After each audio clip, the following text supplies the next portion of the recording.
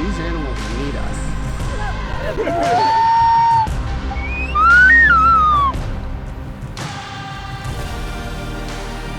How important it is to protect this place. Surprised I wasn't getting knocked out.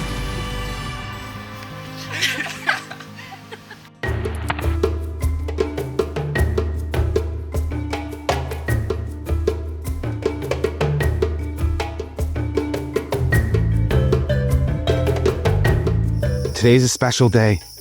We get to reintroduce two baby spider monkeys, Nessa and Temba, into the wild troop. Now, this doesn't happen every day. What's the protocol? Why is this important? And what are we looking for? Yeah, so Nessa and Temba, they were victims of pet trade. Temba, he already arrived some months ago with us, but he had been bitten by one of the teenagers, so he had to do surgery, muscle reconstruction, and then he had to stay with us recovering. So he was away from the troop for almost 2 months. And Nessa, she just came 2 weeks ago.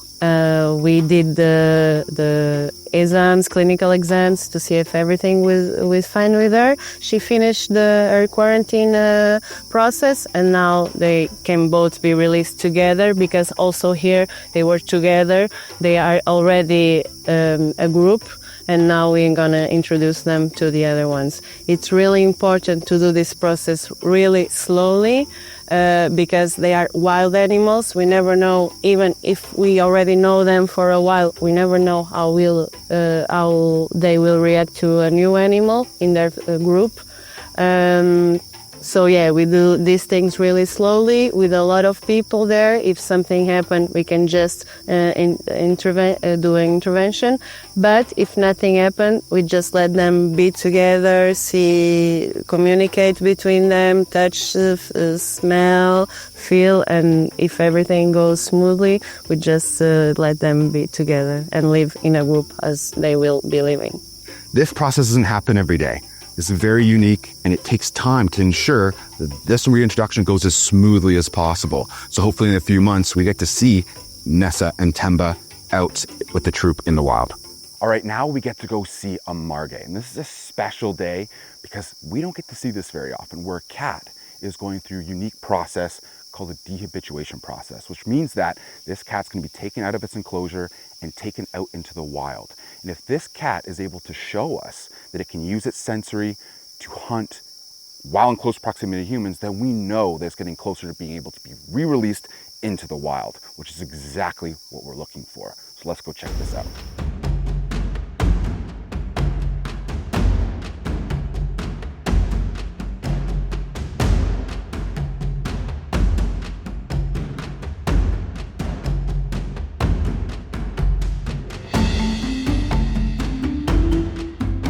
My name is Maria, and I'm the veterinarian here in Onça. We have a lot of animals here. They are wild animals, so it's really important to always check before they are really sick, because as they are wild, they try to hide the symptoms.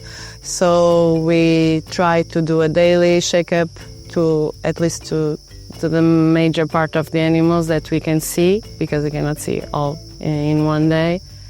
And the most important is they have totally a good health to be released when they can.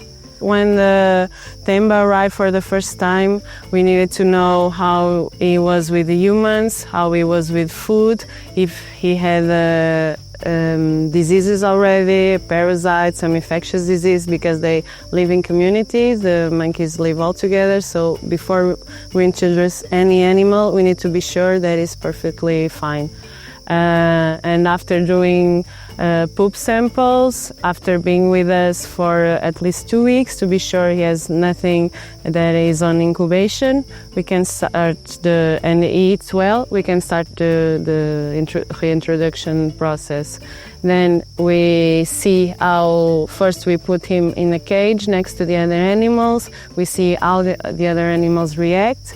and it's like a slowly process. We do it for a lot of time, and when we see like all the other animals already know him, we can start being with him next to the other animals, that with no physical barrier between them. We look at the alphas normally, especially the females alpha, and we have one male alpha.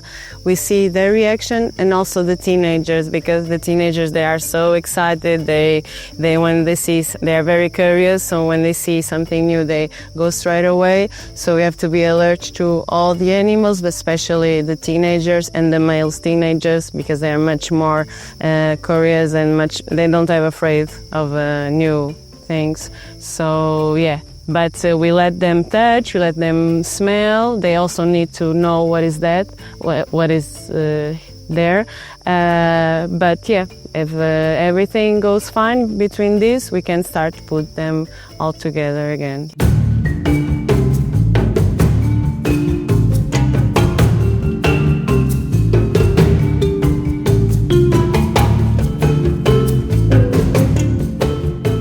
What's going on, guys? My name is Casey. I've been living in Alaska for the last 10 years, and one of my biggest passions is wildlife photography and working in wildlife conservation centers, sanctuaries, like the one that we're standing in.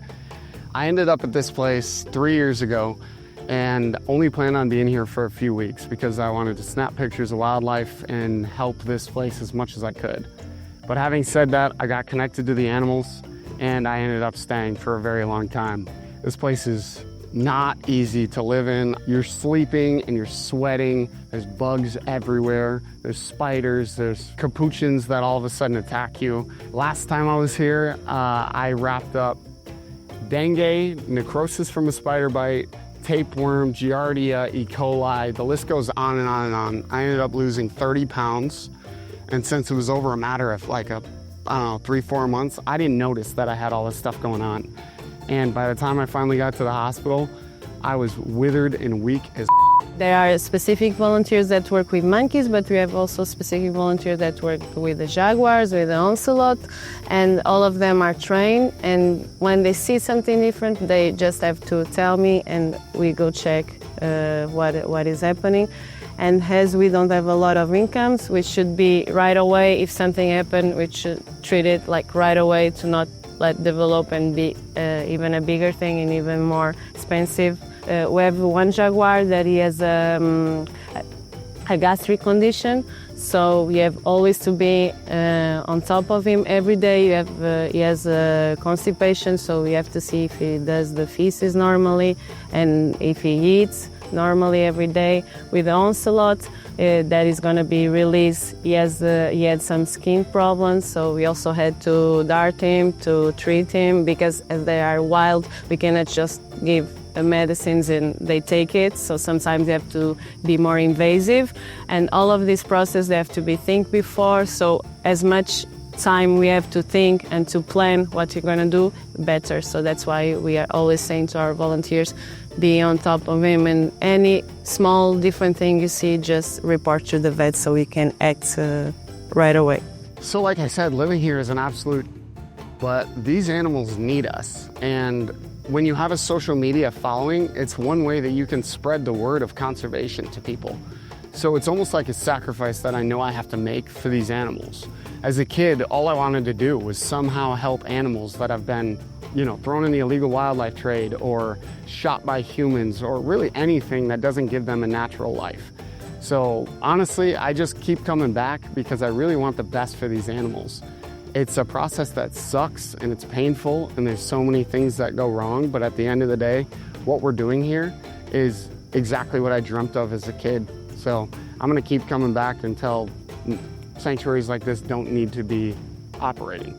The positive, one of the most memorable experiences that I've had is growing extremely connected to a monkey, because under these circumstances, obviously we don't want these animals to get super used to humans. That makes it that much easier for the illegal wildlife trade to capture these animals. Having said that, you have to work so directly with them to make sure that they're healthy.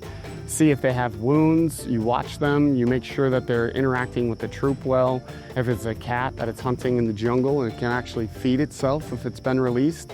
But the most memorable moments are when an animal becomes dehabituated from humans and is actually wild again and can live by itself out in the wild. We work with a lot of donations. That's our mainly our mainly income. It's by donations. But yeah, we have to try with what we have because we don't have a lot of incomes here.